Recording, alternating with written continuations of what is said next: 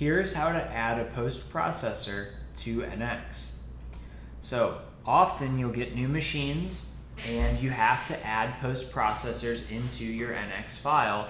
That way you can use them to post your programs for that new machine.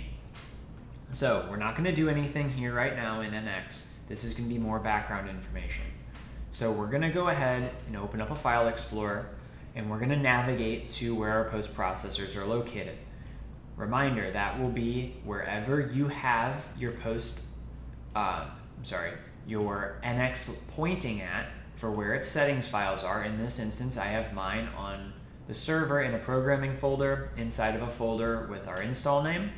We'll then toggle out to our resources folder, and then here I'm going to go into post processor. In post processor, you'll have all of the folders that are named for what your posts are. Post processing is an extremely tedious and detailed thing. You need to make sure all of your naming and all of your characters are exactly correct. So for this instance, we're going to use our 3-axis Haas as our example. So you can see here we have a 3-axis _ Haas folder. If I open that up, we're going to have a CDL file, a .def file, a .pui file, a .tcl file, and then this users.tcl file. Your post may or may not have a user file. That's something that's put in place for security purposes on a post. So what we're going to do is you need to make a conscious effort to pay attention to this naming structure. You can see that we have 3-axis _ Haas for our folder, and then these files are named 3-axis _ Haas. So if we go back to post processor, we can scroll down and you're going to find a template post.dat file. This is your database file for NX. This is what the post process function looks at and reads.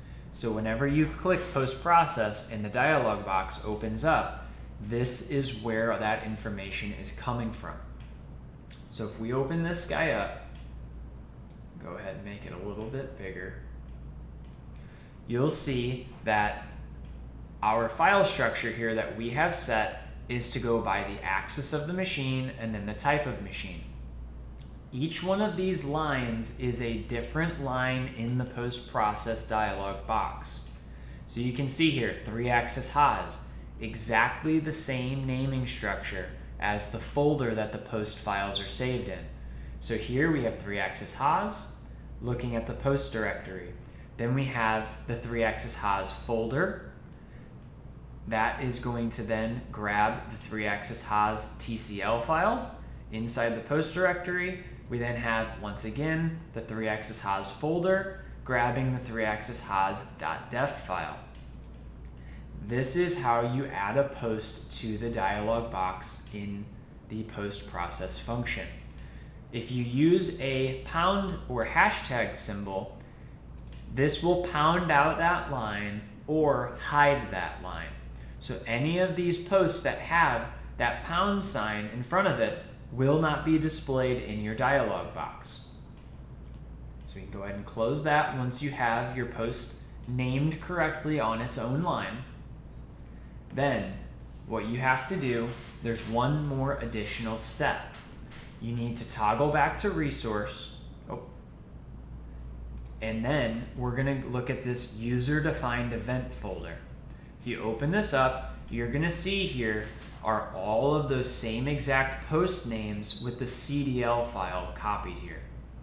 You need to go to your post processor, into your post, copy that CDL file, and then you have to go back to your user-defined event folder, and you need to paste that into this folder.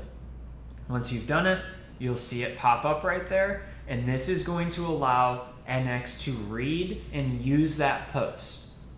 Once you've copied your CDL file into the user-defined event folder, inside of post processor you have your folder with all of your files named correctly, and you have your template post.dat file all set up correctly with each post on its own line named matching your folder.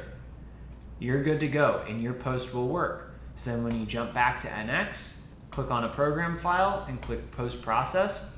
Here you go, you have your 3-axis Haas post, and so on. All of these are what are located in that template.dat file.